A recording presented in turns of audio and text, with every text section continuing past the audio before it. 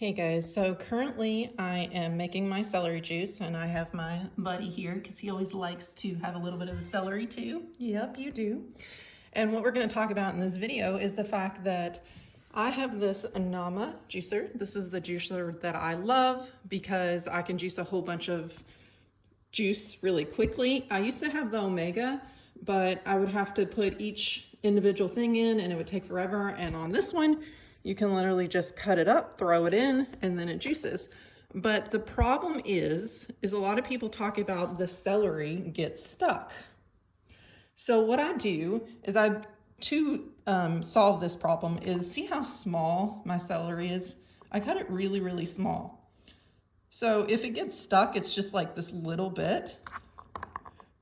And it's actually going to get a little bit stuck. So I'm going to show you what I do once that happens. All right, so I finished making my juice and you can kind of tell that it's a little bit stuck because this pulp is really small. It's not all the way filled basically. But what I do, see if I can do this while holding the camera, I will take that part and pull it out. Hold on. So this part is where it gets stuck. And basically, since they're small strands and I cut it up really small, I will just pull the strands out and get it all cleared up. And I'll do this before I do another juice. That way it doesn't get stuck.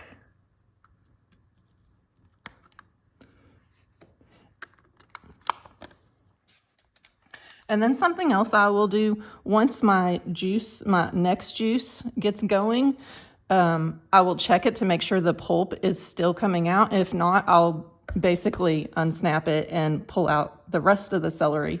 And then after that, it's usually fine. Guys, I hope this video was helpful.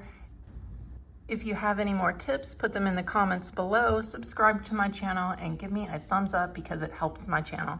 All right, talk to you guys later. Bye.